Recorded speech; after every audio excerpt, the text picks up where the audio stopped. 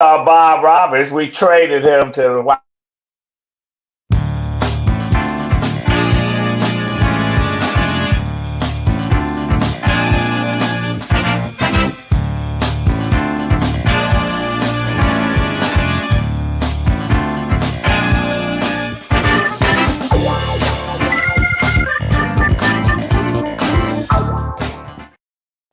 All righty, welcome to a Saturday at Detroit in black and white. We're here at Michigan and Trumbull at McShane's. And today we've got a special guest. We have Todd Bettison, who is the deputy mayor of the city of Detroit. Welcome. Thank you. It's always glad to be here. All right, and we've got Jim Nardone, who's fairly a regular with us, former police chief from Trenton. We've got the police force here, and we've got Adollph Mongo, who is remotely broadcasting from a undisclosed spot. I'm in Atlanta. Atlanta, there we go. Okay, he's okay. I'm in Atlanta. They just had an election. It's Biden's gonna have to do some work in Georgia if he's gonna carry the state again. I'm telling you, a lot of his supporters are talking about not voting, or they disillusioned. I don't know how they can they can be upset with the president, but I don't see how you can go to the other side and vote for a psycho. And have you talked to a lot of people about the election down there? Yeah, Fannie Willis, they went after her. She won handily, Right. The judge in that case, he won. He won handily. And then abortion, a guy ran on the Supreme Court against one of the conservative judges, but he got his butt kicked. So, this state is up in the air. It might turn red again if they don't put some resources in there, or get Stacey Abrams, get her back on the trail. Well, it's interesting because it's a conundrum for some groups, like a lot of the Arab Americans who are complaining about the Israeli-Gaza war, blaming Biden, and Biden's come around a lot to being critical of Israel and really put pressure on them. Although I think the pressure also has to be on Hamas as well. But in the end, and I was at a mosque during Ramadan, interviewing people, and people were like, "Well, we're never going to vote for Biden." Some people said, "Well, let's see what happens if things change," because they realize a vote for Trump is going to be much worse. Because I could see where Trump would just call Netanyahu and say, "Take him out, and then let's go for Iran. We're with you on Iran as well." And people here in the U.S. don't realize, they're always like, "Yeah, let's take out this and let's take out that." Well, if Iran starts blowing up some buses here in America, in LA, DC, wherever, then people will be like, "Whoa, wait a minute." So I think in the end, we always say, "Oh, why should we?" People who vote third party, like they want to vote for RFK Jr., they'll say, like, "Well, we're tired of voting for the lesser of two evils." Well, the reality is that a lot of our elections, particularly our presidential elections, are really about that. But can you blow up an electric, or do they just? I don't know. Good question. But you know what? Robert Kennedy, a campaign is inundated with all these right-wing fanatics, these conspiracy theorists. He's surrounded himself with people that they're worse than some of the Trump people. So a third party is not going to do it. Yeah, if I could jump in, I just say that Joe Biden, our president, man, when it came to the American Rescue Plan Act dollars and the money that he sent to basically, in particular, a lot of cities, urban cities, democratic cities, to just be able to help out, he sent the fifth largest amount to the city of Detroit. And what I can say is this made a tremendous difference. I think that and I'm talking about mayors, et cetera. And I know Mayor Duggan, we've done a good job of really giving him credit for the impact that he's made in the city of Detroit. For example, he sent roughly $850 million to the city. That was the third largest amount. And so we've been able to fix our part. So a lot of the things that Detroiters are seeing is based off of the Democratic president, Joe Biden, what he's done. We took $10 million for community violence intervention. We spent another $10 million for mental health co-response, gun violence prosecutions. And I could just go down the list. Even things that make a big difference as far as ensuring that our tenants get counsel, attorneys in court when landlords are trying to evict them. We put $18 million into right to counsel, and the list goes on and on and on, where it's helped us buy buses. It's helped us do so many things in the city of Detroit. Why has the Biden administration got the word out? See, you great. You could be a poster child for his administration. They don't have anybody saying that. I don't know who they got. And so, Adollph, like with the mayors and who across the country who has gotten the money, oftentimes they beat their chest and they're saying like what they did and not giving credit to the person that actually allocated the funds to you. Every time you hear Mayor Duggan or I speak or, the Duggan administration, we're giving credit back. But to your point, the Biden administration has to continue to beat that drum and get the message out, because if people don't know what you've done for them, how can they appreciate it? All right. Question. You have an outrage. I'm sure you do. An outrage. You're an opinionated guy. Well, I'm going to start with Stephen Covey, who wrote the 7 Habits of Highly Effective People. It said, seek first to understand and then be understood. I think that's something to that effect. So I think as we move towards a conclusion of this election, we need to understand what people think instead of just going, I read a lot of stuff online. It's people hate Trump, right? People hate Biden. In 2019, when Joe Biden and Barack Obama were sitting up there in Martha's Vineyard, and Joe came to Detroit to stop the pandemic, I guess my question is, I can't fill in the blank I can't fill in that circle for Donald Trump, but I certainly cannot fill in that circle for Joe Biden for a couple reasons. The deputy mayor is talking about things that are being done, and I have no doubt that his team is doing this stuff. But Joe's an empty vessel, right? I want to stand up for a group of people that have been ignored in this country. It's the truck drivers, and they're not stupid people, right? The people that are in our grocery stores, and why do we forget about these people? So I've got a new name for them. They're called the erectionists. So we want to stand up for the erectionists in society. So then, as Charlie LaDuff's called the namby-pamby liberals, I'm going to use Charlie LaDuff here and say some of those educated liberals and some of the universities and some of these other places, they're the furthest from an erectionist. So who's going to stand up for the erectionist? What do you say when you say Joe's a empty vessel? What do you mean by that? I mean that he's an empty vessel. What does that mean? He's the guy that said in 2019 he came to Detroit to save it from the pandemic. When he was vice president, that he was sent here. The pandemic wasn't until March 2020. Well, but Joe was here in 2019, but he wasn't vice president. He said he was vice president.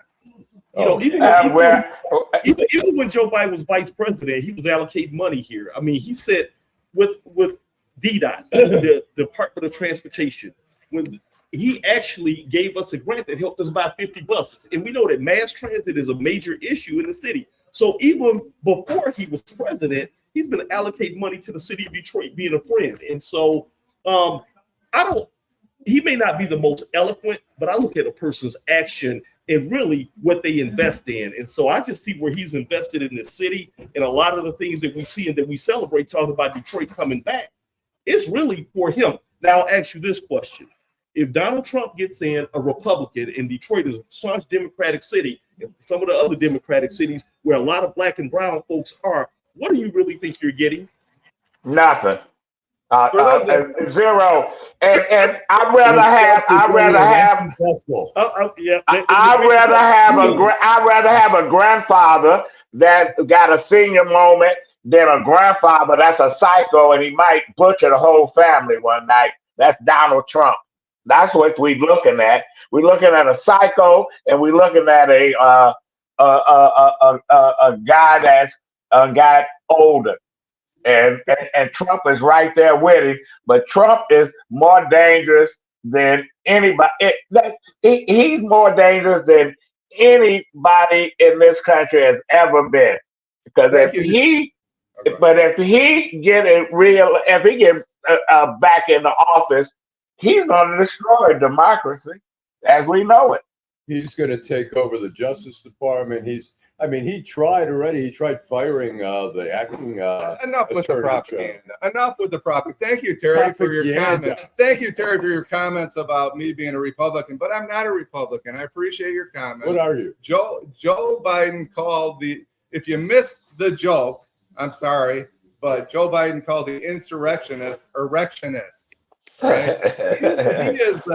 If you missed the joke, Donald Trump never misspeaks. Donald Trump is. Wait a minute. Unfortunately, Donald Trump is probably going to be the next president. Hey, Jim, didn't you like Norm Cosby, the comedian? You know, Joe was doing his imitation. We need somebody other than Joe Biden, and I'm telling you right now, his staff, if they're getting the dollars for the deputy mayor, and I have no doubt in what he's saying, I have no doubt in what he's suggesting here. It's the Democratic administration. They need to replace Joe Biden. Well, no, it won't happen. Look, the problem is, again, as I say, we're left with the choice, lesser of two evils, and clearly, it's obvious. Look. Trump is Joe is not evil. Joe is not evil, Lengel. And so we got a sitting president versus a psychotic, insane, wannabe dictator. That's what we got. I just left. I had an opportunity to go to the NAACP Freedom Fund dinner. Oh yeah. That was just here. I had an opportunity to meet the president. Very personable, very engaging, and his stamina is unbelievable. A lot of folks question his stamina. I couldn't do what he did. He spoke that morning in Atlanta at Morehouse. Then he takes pictures with everybody, jumped on a plane, took pictures with, had to be at least 500 people at the NAACP dinner, was engaging to each one, then delivered a keynote speech. And I can tell you, the crowd was fired up. He wasn't misspeaking. And the thing about it is, folks like sending individuals a message, but when it comes down to it, African Americans are going to show up for him because they understand that, okay, the primary is one thing, and I can do a no contest vote, a vote of no confidence, etc. However, Trump, with those gym shoes that he put out and trying to pander to the African American community, get it. That's not going to work. Right. He doesn't get how obvious he is. Like he is a bigot, man. Like saying if you're not black, don't vote for me, or you're not black if you don't vote. That's not pandering. Well, you ain't black if you don't vote for me. What's the difference? It's not. I think that he was joking when he said that, and so that's one of the things when you. Sometimes my grandmother told me when I was a kid, sometimes jokes can go bad. And sometimes it doesn't go off well when the other person isn't in a joking mood. And so that's why I tend not to tell a lot of jokes and stuff. But because, that can be one of those issues. Every time I hear Morehouse, I think of Marion Barry, who I interviewed when I was at the Washington Post. There was a place on U Street called Ben's Chili Bowl, which was legendary. Yes, it is. And a lot of politicians ate there, and I interviewed. Worst food in the world. Worst food in the world. Yeah, and I interviewed, and the Ali family are great people. I interviewed the mayor for the story. It was the 40th anniversary, and he said, Ben's Chili Bowls for everyone is people who gone to Morehouse and people got no house. That was a great line. But let's go to commercial, and we're going to be right back with some more lively discussion here. Absolutely.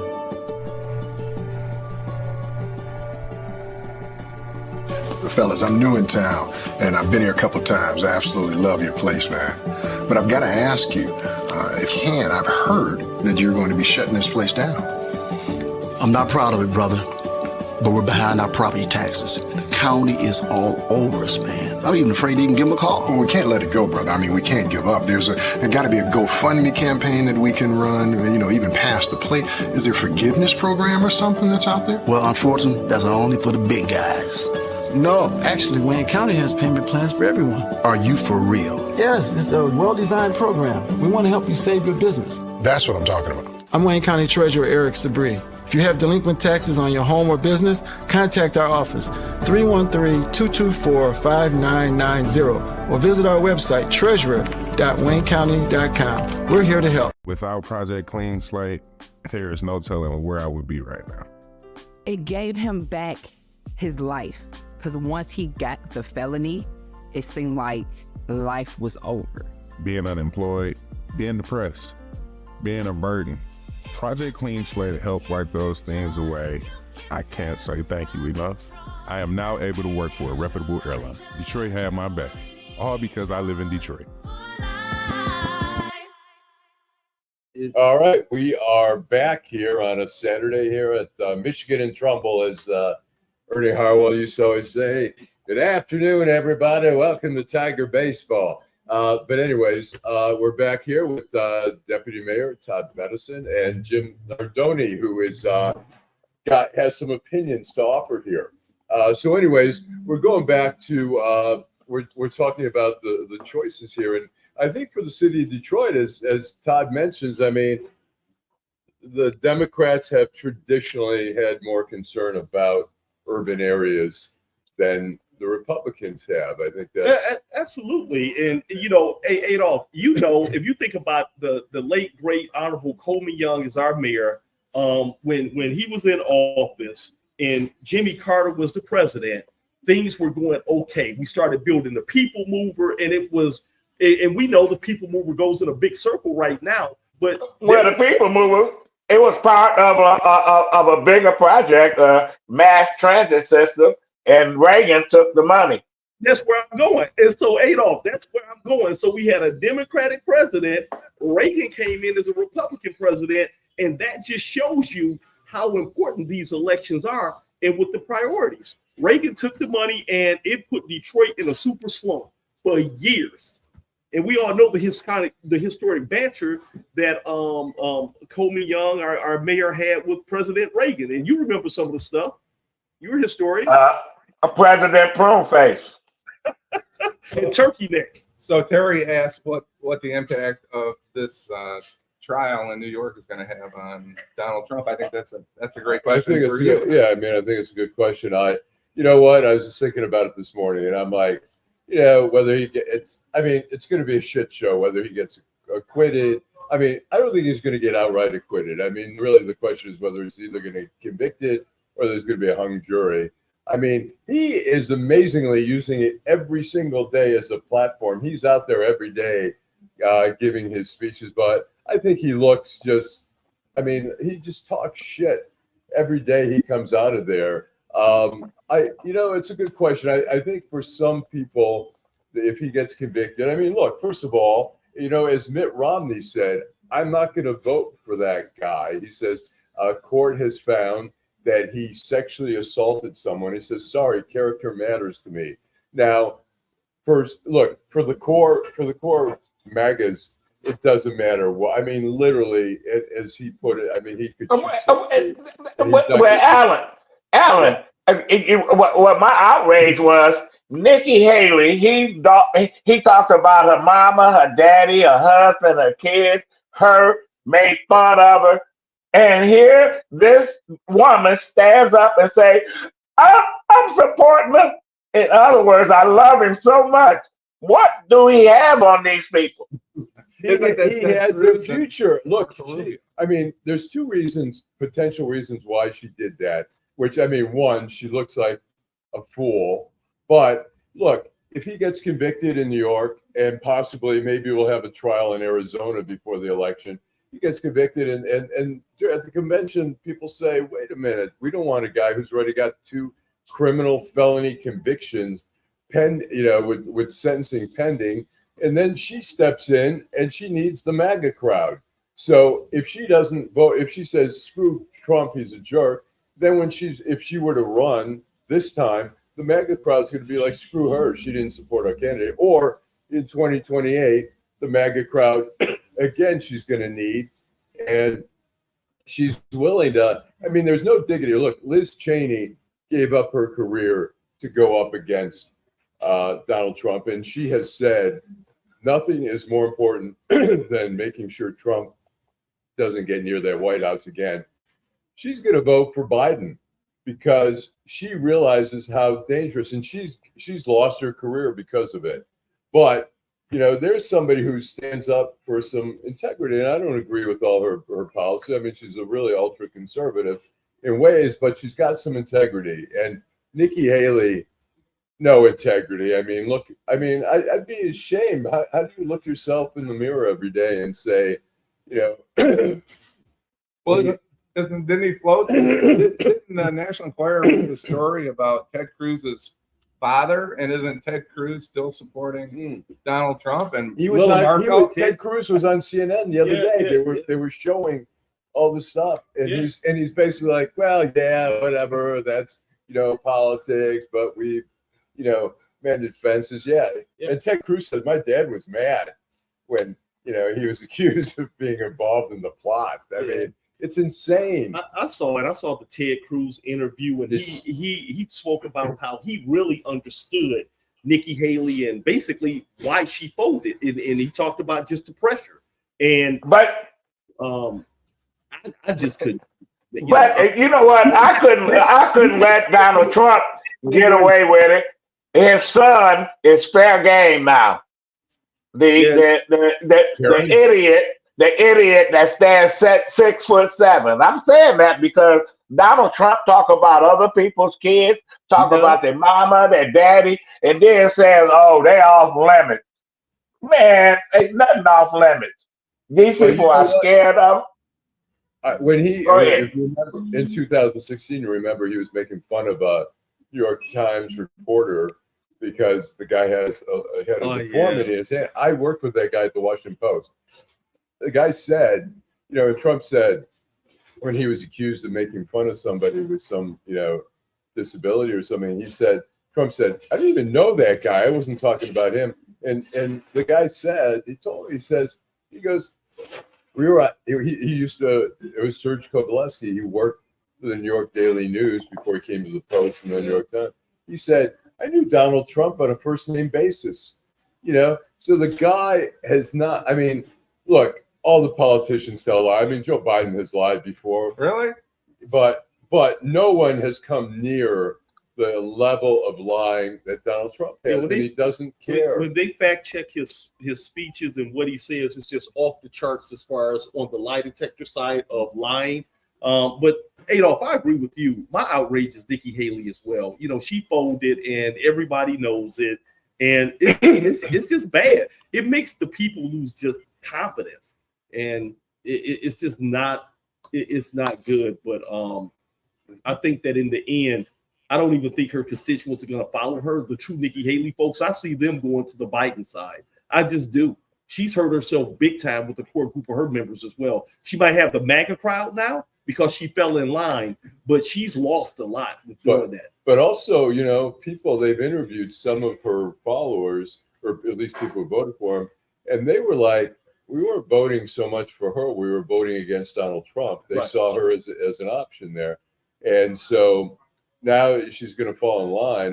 What would be the worst if Trump decided and she accepted the vice presidency but the Democrats would have a field day of running ads with Nikki Haley saying nothing about what a jerk Donald Trump is. They'd be like, great, we've got our ads for the next 2 months. Hey, Jim, I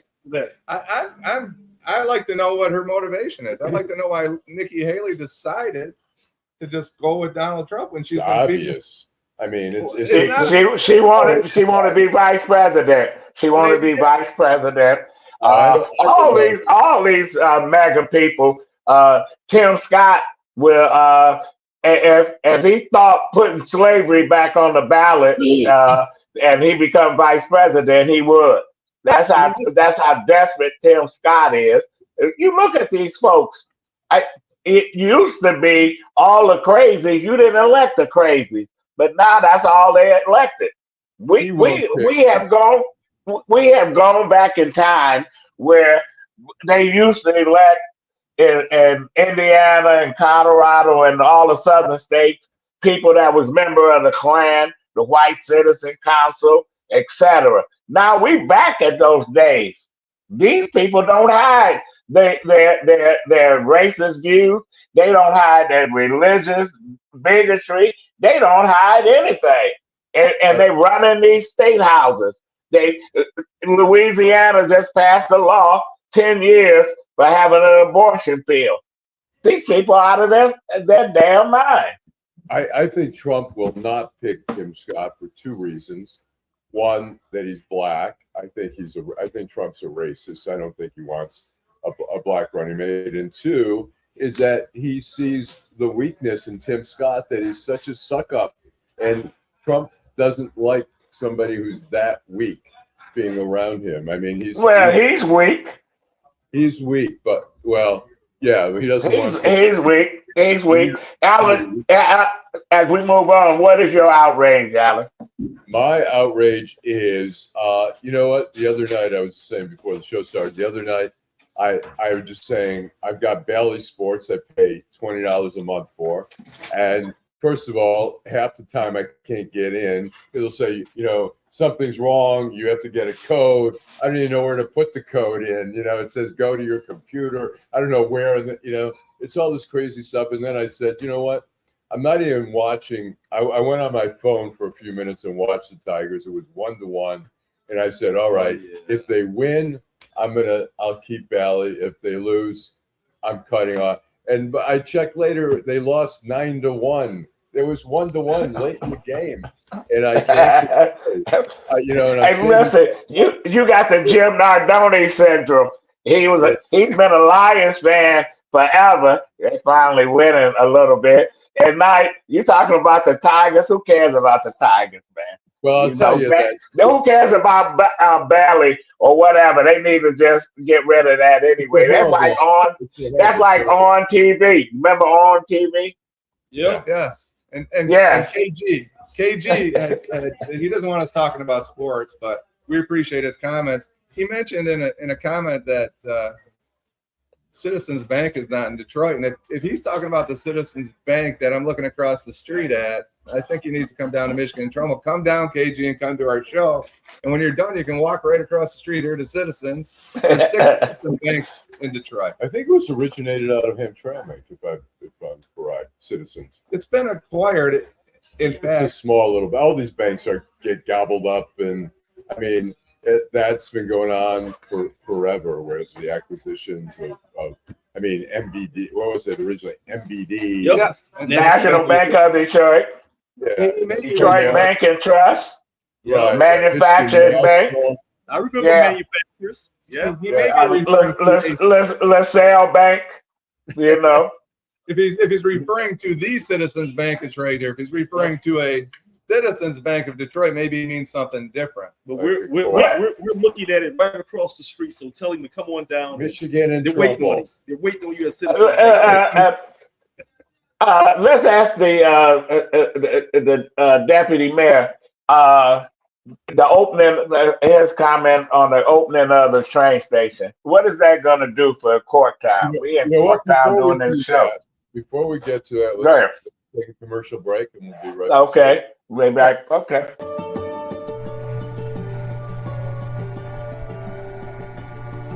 Fellas, I'm new in town, and I've been here a couple times. I absolutely love your place, man. But I've got to ask you, if you can, I've heard that you're going to be shutting this place down. I'm not proud of it, brother, but we're behind our property taxes. And the county is all over us, man. I'm even afraid to even give them a call. Well, we can't let it go, brother. I mean, we can't give up. There got to be a GoFundMe campaign that we can run, even pass the plate. Is there a forgiveness program or something that's out there? Well, unfortunately, that's only for the big guys. No, actually, Wayne County has payment plans for everyone. Are you for real? Yes, it's a well-designed program. We want to help you save your business. That's what I'm talking about. I'm Wayne County Treasurer Eric Sabri. If you have delinquent taxes on your home or business, contact our office, 313-224-5990, or visit our website, treasurer.waynecounty.com. We're here to help. Got it. Without Project Clean Slate, there is no telling where I would be right now. It gave him back his life, because once he got the felony, it seemed like life was over. Being unemployed, being depressed, being a burden. Project Clean Slate helped wipe those things away. I can't say thank you enough. I am now able to work for a reputable airline. Detroit had my back, all because I live in Detroit. Hi, I'm Eric Sabri, your Wayne County Treasurer. If you're living in the home of a deceased family member and you're facing property tax foreclosure, the probate process can be helpful to you. If you file a probate petition and notify our office, the foreclosure proceedings will be halted during the probate process. Contact us at 313-224-5990 or email us at taxinfo@waynecounty.com. We're here to help.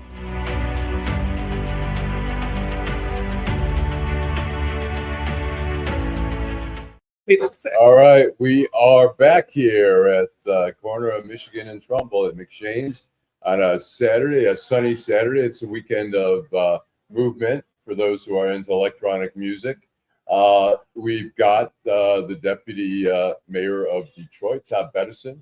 We've got Jim Nardone, the opinionated Jim Nardone. And we've got Adollph Mongo, remote from Atlanta. Atlanta. And so Adollph has posed a question about the train station, the opening, which is June the 6th. What's your read on all that? It's definitely going to be great for the community, right here. And just with the construction and just with the overall of Ford making that commitment to come back to Courttown, we're already seeing, positive results of that. It's expected or predicted that it's going to bring another, 5,000 jobs right here to the area.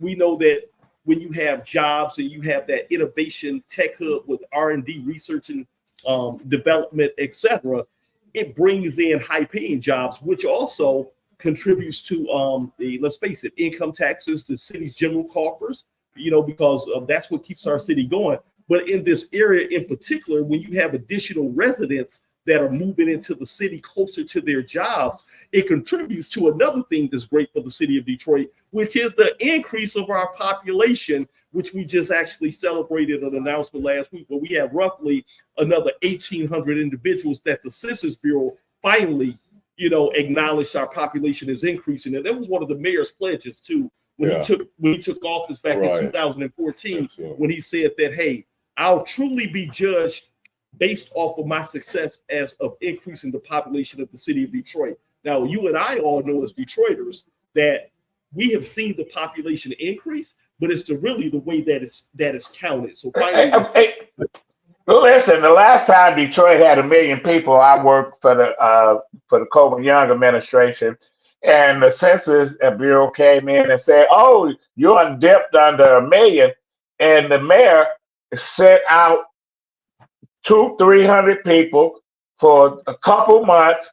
We found these people because they wasn't counting right. They didn't count that. You have 5 or 6 people living in a house or whatever, and the Census Bureau say, "Oh, we don't want to take those, but you got 1 million." That was the last time Detroit had 1 million. So we know they don't count right.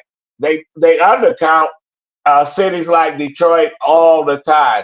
So I got to applaud the mayor for saying, you know what, we got more people than you say we have. So and we know when you have these census takers, there's sometimes they're knocking on doors. People don't want to answer the door when there's nobody's answering the door for the government. Nobody. And if you got a senior building and they don't supposed to have any relatives living with them, and you got your grandkid and his kid living with you. You're not answering it. You're not answering the census.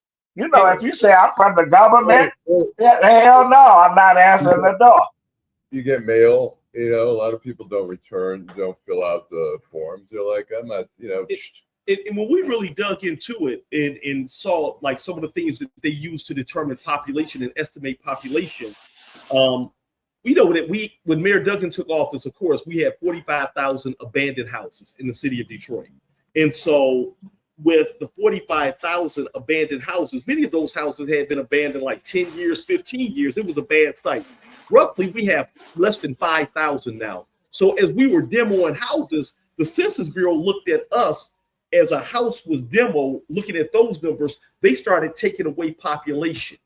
And so that was killing us. But at the same time, many houses we rehab and put families in, they wasn't counting the houses that we rehab. And so in places like Texas and in places where they're doing new housing development, the Census Bureau looks at the housing permits that are pulled and counts that basically as a family of four. And so in the city of Detroit, we haven't had a lot of new housing permits pulled where we're building new houses. But, you know, I look to the future, but now we're getting credit for the houses that we're rehabbing, and they're counting that as well. And then looking at the numbers of our demo houses. So they're counting in a new way for cities that are in the same category like as a Detroit. So, you know, I'm glad that's good. I'm glad to hear. Let me ask you about the proposed soccer stadium right next to the train station. How is that going to transform that area? That's the old Southwest General Hospital. So I'm so glad that you said that, because, you know, we love American football, but across the world, you know, folks, when you say football, they think about soccer. And so soccer has a huge following. You know, it brings in tremendous amounts of revenue. And right now, what I'm happy about is all of our major sport teams are right in the city of Detroit within blocks that you can walk to. And so by putting a major soccer arena right here, once again, in Courtown, right in the same area, and you tie it right to the Michigan Central train station, it's going to completely just energize and create a whole, almost a big, what's the word I'm looking for? Impact. It's going to have a huge economic impact on this community. It's going to once again contribute to more folks wanting to move over here, which contributes to a uptick in population and just revenue. Are we gonna put a plaque over there, a historical plaque, because you know Southwest General, it was a result of a merger of 5 African American hospitals in Detroit, and they merged to become Southwest General. I think that history shouldn't be lost. I think the building should be torn down, but I don't think the history over there should be lost. We need some kind of plaque to state what was here and why it was there. Okay, so you're the first to tell me about we need that plaque, Adollph. So let's get together and make sure that we get that plaque. So that's a commitment. Okay. Well, okay. Here. Hey. Well, you know, I've been to the games in Hamtramck. They're packed. They have I think the capacity at that stadium is about 7,000, give or take. They could fill the stadium larger. And the thing that it's going to hurt, I mean, they're talking about 2020, the season of 2027, the soccer stadium coming online. They have bars in Hamtramck that are soccer bars that people go to before and after the game. And I think we haven't seen that since the Tigers were here, where we had all these bars all around here. Robinson's, this bar, all the other bars, the Irish bars, Casey's, all that. So I think people in Hamtramck at those bars are not happy that eventually things are going to shift. Why don't we relocate some of those bars over in that area? We got a lot of land over there. You know what? I can understand that the folks in Hamtramck is upset that man. But that's the price of progress and They it's need a gonna happen. better stadium. They need a bigger stadium. I was going to ask Todd, do you guys have, do we know how? Because I always say, why don't we bring some of the refugees from all the different, from Haiti or Ukraine or, some of the war-torn areas. We've had really a lot of success in Bangalore, where a lot of Bangladeshis who were originally going to New York, and the word got out, you could live in Detroit for much cheaper than New York, and now we have this large Bangladeshi population. Has there been any talk of ever we have so much empty land. Is there ever any talk about trying to entice some refugees to come here? I wanted to just add this note. I actually went to Bangladesh. Oh, really? Yeah, I went to Bangladesh in 2019. Oh, wow. Because we do have one of the largest Bangladesh populations outside of Bangladesh. So they're right there in the Hamtramck and in the city of Detroit, in that northeast area over there at Conant and 6 Mile. But to your point, we're just focused on making Detroit the best city that it can be, so that all folks, regardless of whoever, will want to come here. So I see folks now from Philadelphia, from Africa, from everywhere, just coming to the city of Detroit, because when you have an iconic city and you have increased the quality of life and made the city safe, because now, notice folks aren't talking about the city of Detroit being so dangerous. Chief White and the investments that the mayor has made, along with city council as well, in the Detroit Police Department, they invested in cops with the raises. They've invested in technology. We've even invested in community to help them with our community violence intervention. And so we talk about the economic development of the city, but for safety, economic development really doesn't happen. They have to happen together. I remember when we were at 9:10 a.m., I mentioned when the Ukraine war broke out and there were all these refugees going to Poland and everywhere else. I said, why don't we bring some of the refugees here? And one of the callers said, oh, no, they can live next door to you, but not next door to me. My parents are immigrants. They're Holocaust survivors. They came initially to New York and then came here. And there was a huge refugee population there. And we all, where the federal government, until they get a handle on the border, because as the Haitians come over there, they take them back to Haiti like ASAP.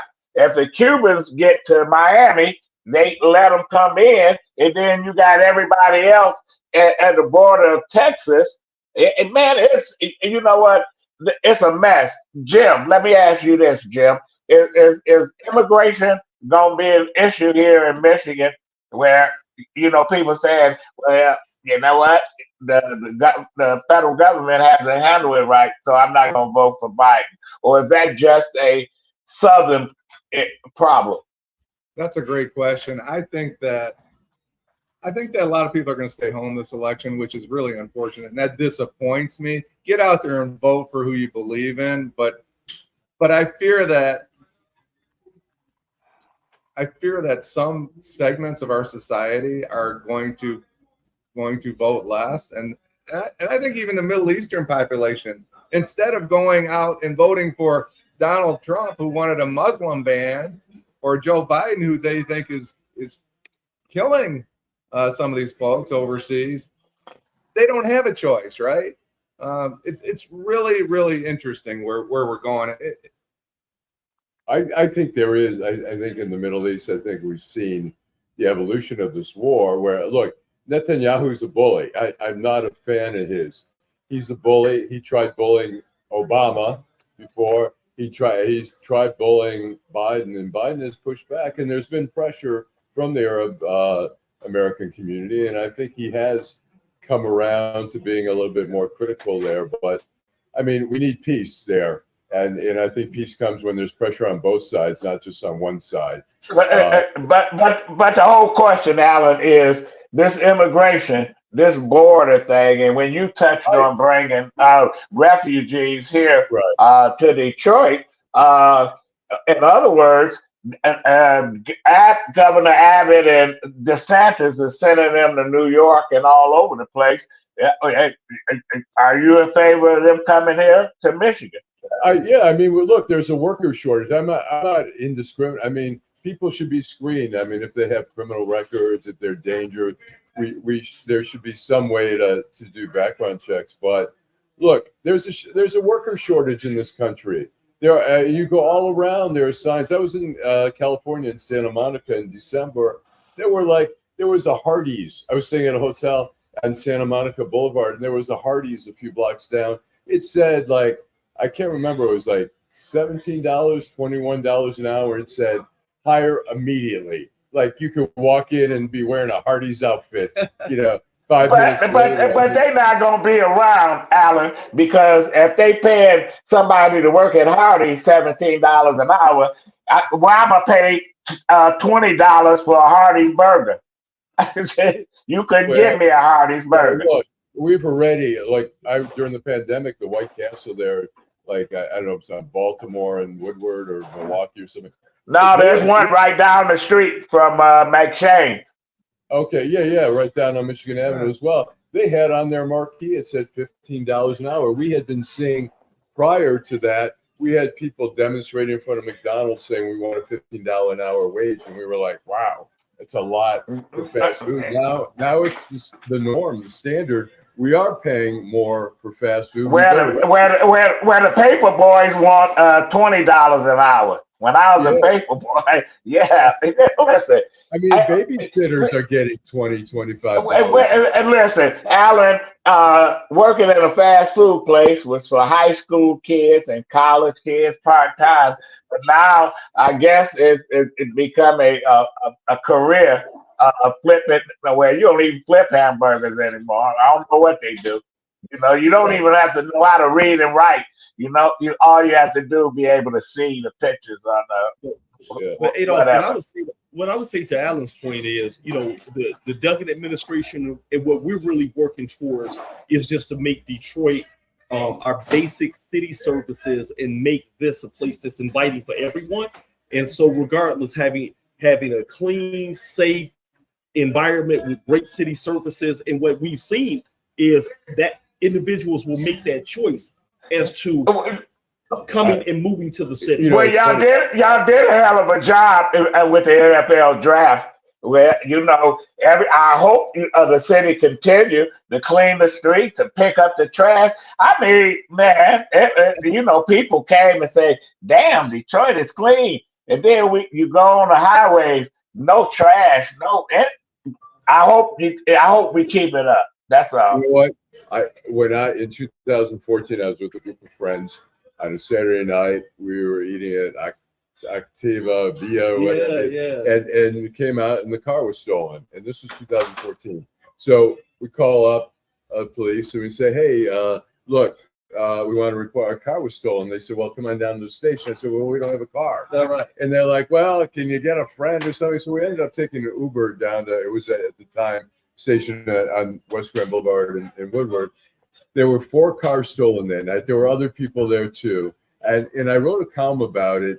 And people were like, and I was living in the suburb at the time, but I was about to move into the city, which I've been since 2014.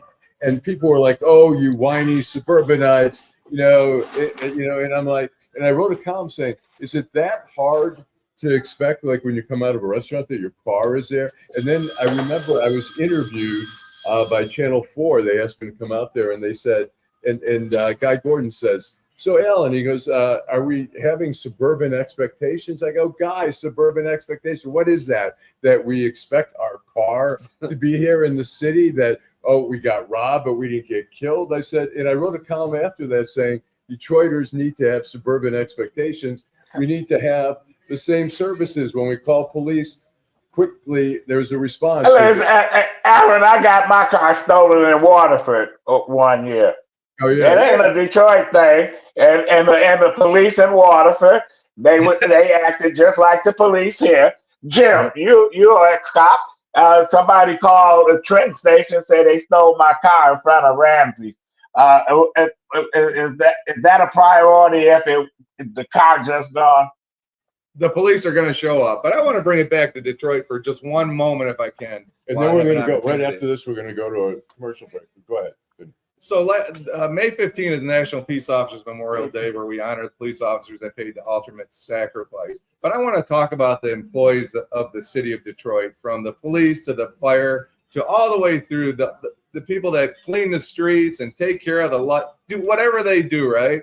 They live through some very difficult times. They lost some of their benefits, and they continued to shine and go out there and protect the citizens and put out the fires and fix the roadways. And I think, Deputy Mayor, if you'll just touch on that just for a second and talk about where we've come from those low points. Yeah, our city employees are amazing. And if you notice today, you probably can't see it, but I have this little pin on it, and that's the Jason Hargrove Transit Center. And so we just recently celebrated opening our transit center right there on the State Fair site at 8 Mile and Woodward. And we dedicated and named it after Jason Hargrove, a bus driver who gave the ultimate sacrifice during the pandemic. And he died from COVID. He died from COVID. And everybody, he went viral with this video when he said, hey, y'all, stop coughing, wear your mask, protect yourself. In less than a week and a half later, he had succumbed to COVID. Right. And so we wanted to honor him. But it's so many other workers, public-facing workers that came to work and carried us through COVID, and they come to work each and every day. And going back to your point, Adollph, with the NFL draft, we were so successful because it was the bus drivers, it was the city workers that cleaned the street, it was the firefighters, the EMTs, it was the police, it was the whole city coming together and giving it up to the community as well to show Detroit at its best. And we were friendly, and we made a really a hell of an impact. But just where we've come from, and Mayor Duncan with his fiscal responsibility of balancing the budget and giving raises, we've given our police officers raises, $10,000 raises, lifted their morale. We've given the fire department raises. We've given raises to the EMT. We're in contract negotiations now. We just recently, less than 3 months ago, raised our bus drivers. Gave them a $3 an hour raise, and it's lifted their morale. We're hiring bus drivers. What are bus drivers getting paid now? I'm not exactly sure exactly what it is, but I know it was a $3 raise. Okay. And so I'm able to hire and I've been able to retain. And we're going to continue on because as the city does better and as we all bring in additional revenue, we got to make sure that we're treating our workers great and that everybody is benefiting from it. And then giving Joe Biden, our president, another shameless plug in the city of Detroit with the American Rescue Plan Ag dollars. We really appreciate you. And we, Detroit, understand and know that your property value went up because we were able to demo so many of those houses. If you're next to an abandoned, blighted house and you live next to it, how much is your property worth? Not much. But as we've been able to go through and clean the city up, that's raised the overall value of your house, property value. And we celebrated too, where we celebrated a University of Michigan study stated that it's been an additional $3 billion in property value, in particular in Black and brown neighborhoods in the city of Detroit. So generational wealth has been created, and thanks in part to President Biden. We're going to go to a commercial break, and then we're going to wrap it up with the final thoughts. Without Project Clean Slate, there is no telling where I would be right now. It gave him back his life, because once he got the felony, it seemed like life was over. Being unemployed, being depressed, being a burden. Project Clean Slate helped wipe those things away.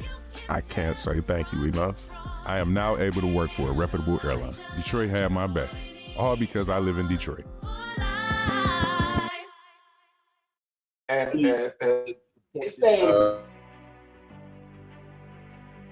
Hi, I'm Eric Sabri, your Wayne County Treasurer. Are you living in the home of a deceased family member and you're facing property tax foreclosure, or maybe you know someone who's in the same situation? The probate process may be helpful to you. If you file a probate petition and notify our office, the foreclosure proceedings will be halted during the probate process. We have several nonprofit partners who have free attorneys who can assist you. Contact our office, 313-224-5990, or email us at taxinfo@waynecounty.com. Don't lose your family property. Some of these properties have been in the family for 4 or 5 generations. Contact us now. We're here to help.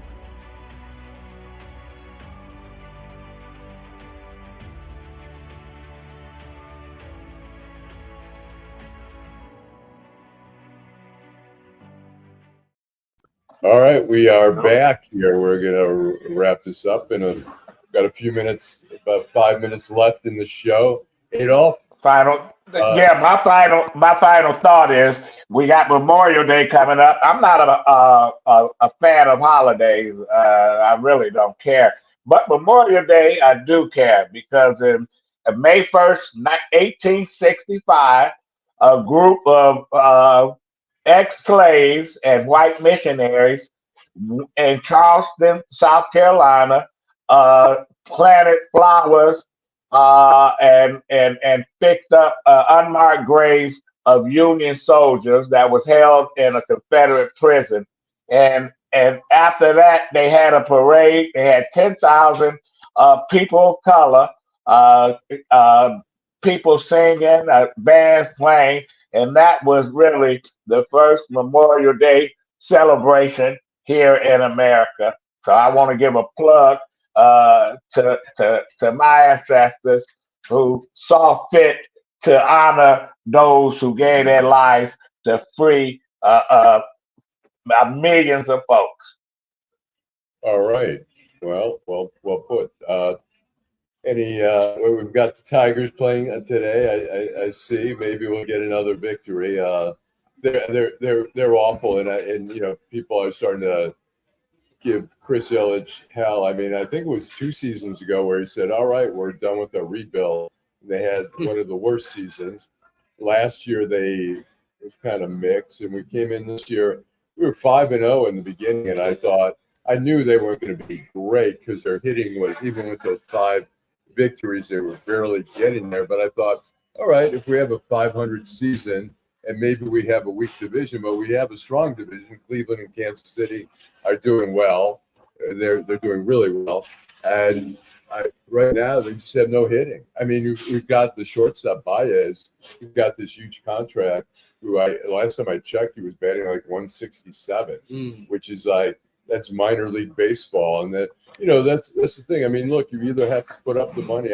I lived next to the ballpark in 2014, 2015. Okay. I lived on Winder Street, 2 blocks away. I went to 20 games that season, and they were giving away players. They were trading because they thought, you know, including J.D. Martinez. And I thought, you got to start keeping some of the star players, but you got an awful team. I mean, even, you know, guys, Torkelson is not playing very well, and what's his name, the outfielder who's supposed to be our wonder hitter. Nobody's doing well. So I don't know. I was just gonna say this Memorial Day, Adollph, you brought it up, and our young people are smarter than our generation, right? They call an Uber. So we had an incident a little further downriver from where I am, where a 60-year-old woman ran through a building and killed a couple of little kids. And we're seeing an uptick in drunk driving crashes, motorcycle crashes. Just call an Uber. Do you want to spend 5 years going through the court system and all? Just call an Uber. I agree. You know, and I have a friend who is serving 10 to 15 years for drunk driving. She killed somebody going 80 miles an hour, I think, and pretty drunk. And just a really super nice person. And she's in, you know. Make the right decision. You know, yeah. 10, 15, 20 bucks, yeah, you can get home. Even if it's 40, 50 bucks, you know, people don't want to spend that this day. But yeah, well, Uber's been great because I know way back, you know, we've all probably drove a little buzz sometimes. Where we're like, what's our choice? We had someone said, hey, let me get you one more drink before you go. And you're like, yeah, okay. And then you get in the car, you're like, oh, I'm a little buzzed. I probably shouldn't be driving.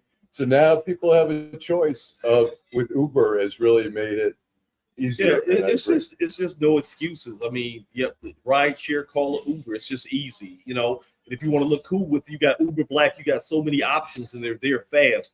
And so if the viewers are wondering, you know, I got my baseball cap on today. If you wonder where this is, it's SD.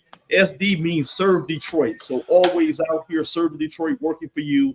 And that's just really about what it's about with the Duggan administration, just trying to make it better each and every day, you know, sticking to it, working, making the city better. So I'm serving Detroit. All right. Any final thoughts? Or I'm good. You're all good. Okay. Well, Adollph, thanks for tuning in from Atlanta. See you next week. Okay. Yes, sir. Yes, sir. All right. And thanks, Todd. Yep. Thanks, Jim. It was great. We had a good time and ate up. So, all right. We'll see you next Saturday.